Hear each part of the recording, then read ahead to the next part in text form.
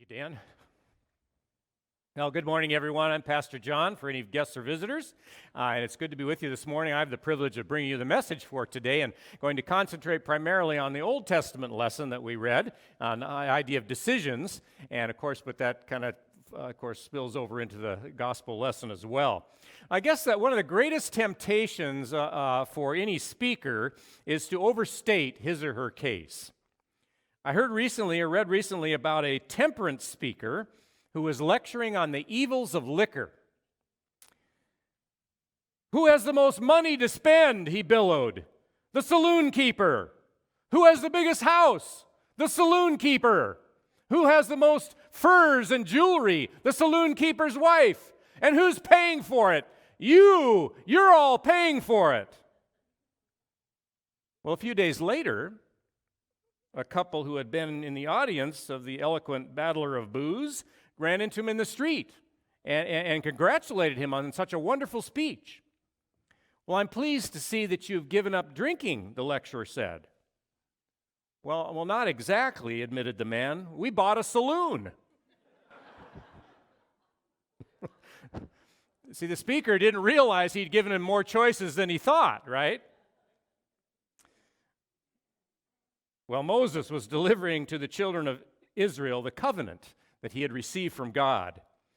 There was no danger that he would overstate his case here. He had no choice but to deliver a hard message. The stakes were high. The very survival of God's people was at stake. In the midst of Moses' speech, we find these critical words. I have called heaven and earth to record this day against you, that I have set before you life and death. Therefore choose life, that both you and your descendants may live. Moses was saying that a time of decision was at hand. The people of Israel could no longer walk on both sides of the fence. They must make a choice. Now, you and I are continually making choices, are we not? And some of them are minor choices, right? I read one where that the average person makes 75,000 choices a day, right? That's amazing. I think that's high, but that's what they say. Well, but some of those are just minor choices. They're just minor. And some of the choices, like think of what the choices you made just getting ready for church today. And if you have children, there are a lot more choices, right? A lot more choices to make. Well, some choices are really not choices at all. Frequent flyers will undoubtedly sympathize with the passengers who were on a cross-country flight who are considering the announced luncheon choices: chicken Marengo, beef burritos, or fruit salad. And after announcing these choices, the flight attendant gave this useful piece of advice. If you do not get your first choice, please do not be distressed, as all of our entrees taste pretty much the same. Now, let me see, was that an airline or a hospital? I can't remember. One of the two. Well, some of you may know that I'm in the process of restoring a 1949 ham radio transmitter. Well, one of the parts I need for this transmitter is a pair of 75th vacuum tubes. Now, these tubes are extremely hard to find. They're very rare, and they're extremely hard to find. They look like this on the picture up there. So I contacted this guy in Florida who has one of the most extensive inventories of vintage vacuum tubes. And I called him up, and I said, hey, I'm looking for a pair of 75th tubes. And he laughed at me. He just laughed. And he says, those are pretty hard to find. I said, yeah, I know. And he said, well, I might have one. And I said, well, how much does it cost? How much do you charge for one of those? And you know what he said to me? He says, what difference does it make? Right? He knew I was in no position to bargain here, right? There's no choice here involved. Well, some choices are an illusion like that, right? You really have no choice, or the choice has very little impact. Then, of course, there are those life-changing choices, right? The big ones, like going to college and where you're going to go to college, and choosing a profession or choosing your life partner. Big decisions. Back in 1995, the newspapers carried the obituary of Royal Air Force Captain Peter Townsend. He was a dashing World War II fighter pilot. Now, some of you are old enough to recognize the name. It was he who loved and lost Princess Margaret, and then went into exile, 30 years of self-imposed exile from Great Britain. He was 80 years old when he died. Now, Captain Townsend left Britain after Margaret, bowing to a disapproving establishment, told the nation October 31st, 1955, that she had decided not to marry Townsend because he was divorced.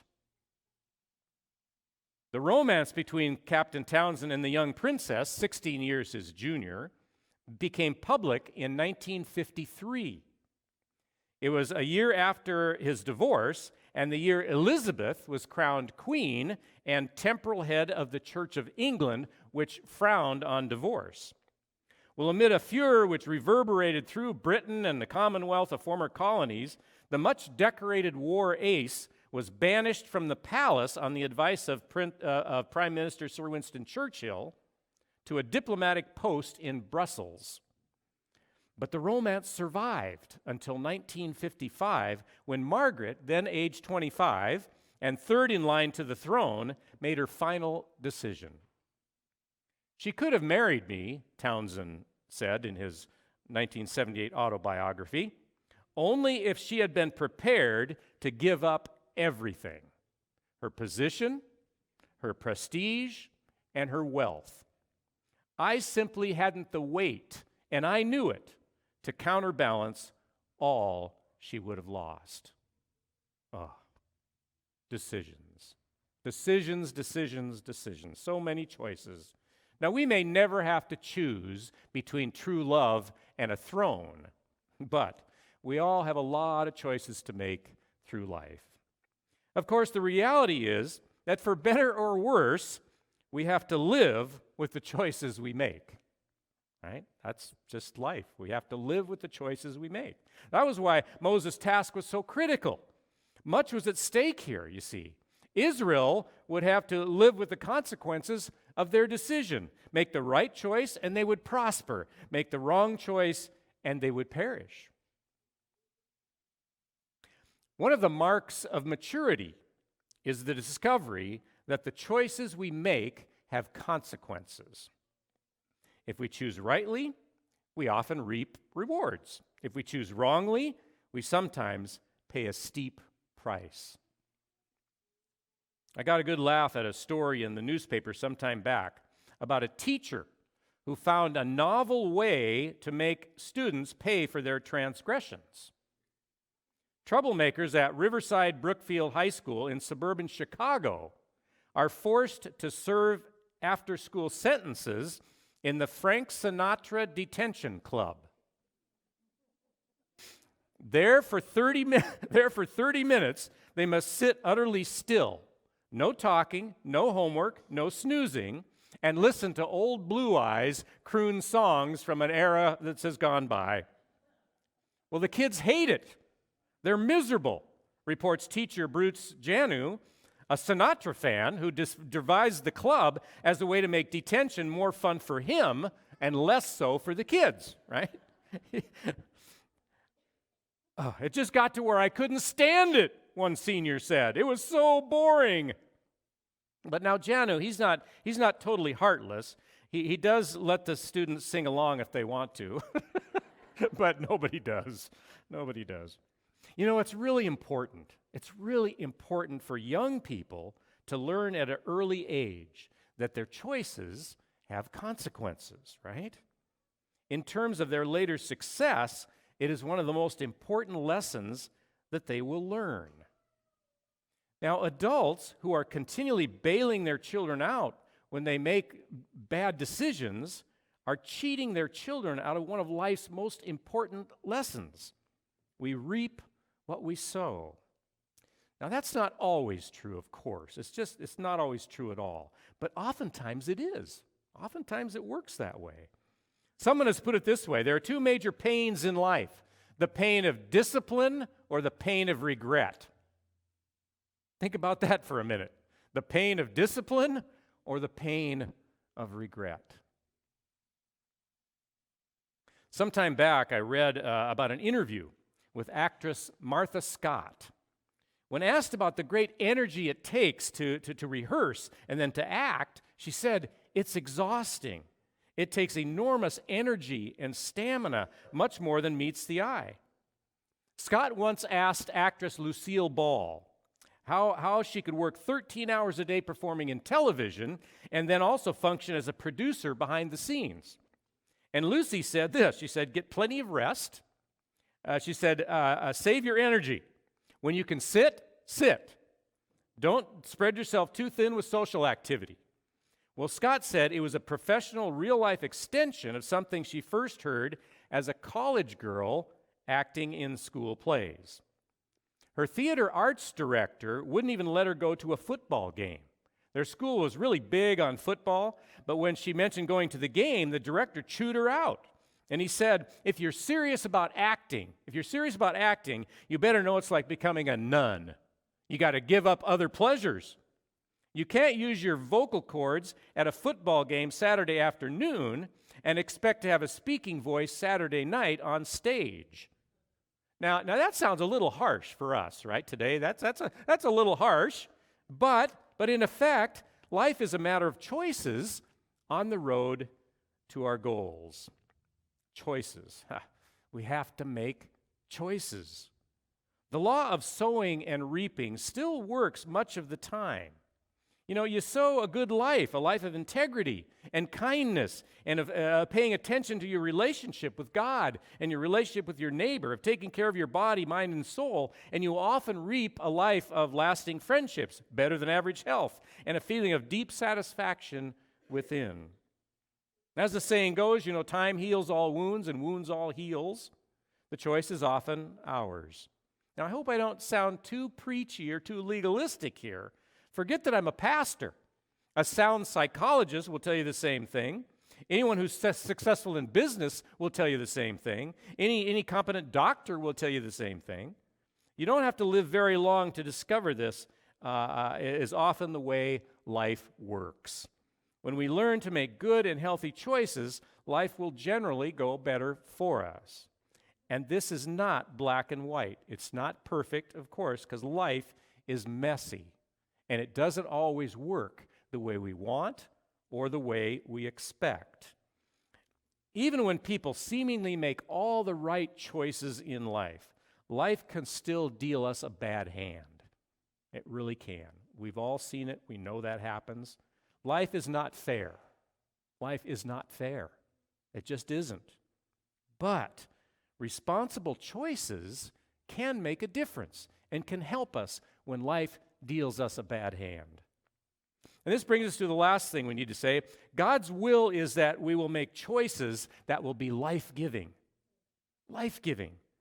God says to the people through Moses, "I've set before you life and death. Therefore choose life, that both you and your descendants may live." That's about life. That was a lesson that Mel Trotter had to learn the hard way. For much of his life, Mel Trotter was a hopeless alcoholic. He came home after one 10-day drinking spree to find his baby son dead in his wife's arms. "I've killed my son," he cried. "I'll never touch another drop." But 2 hours after his baby's funeral, Mel Trotter staggered home drunk again. And get this, he had taken the little white shoes off his baby in the coffin and pawned them in order to get money to buy a drink.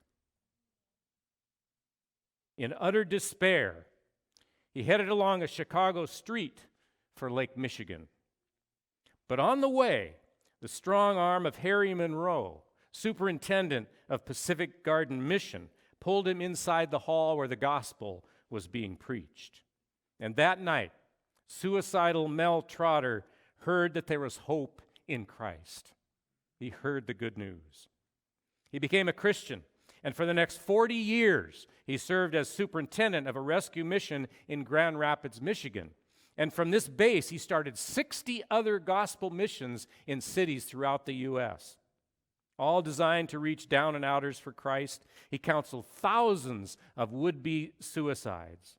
putting them on the road to healing. You see, Mel Trotter chose life. He chose life. Our situation is not apt to be as desperate as Mel Trotter's, but still there are choices you and I make every day that influence the quality of our lives and the quality of our relationships. God's will for each of us is to make choices that lead to the abundant life, that are life-giving. I like an incident that Benjamin Franklin related in his autobiography. An English clergyman were once ordered to read a special proclamation issued by King Charles I. After a period in which the country had to observe all these strict blue laws, the king issued a decree urging people to return to participating in sports on Sunday. Now, most church leaders just refused to read the edict in their church. They just wouldn't do it. But to one congregation's amazement, their pastor read the king's decree. But he followed the pronouncement with these words: "Remember the Sabbath day to keep it holy." And he added, "Brethren, I've laid before you today the commandment of your king and the commandment of your God. I leave it to you to determine which one ought to be followed." As your pastor, I would not presume to make your choices for you. But not only as your pastor, but also as your friend, I would remind you that there are destructive choices and there are constructive choices. There are choices that are life-giving for you and those who love you.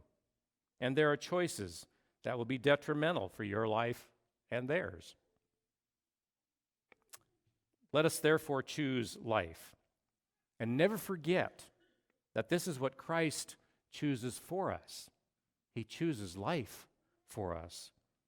Because you see, the most important choice that was made in our lives is not a choice we made at all, but a choice that God made for us in the life, death, and resurrection of Jesus Christ.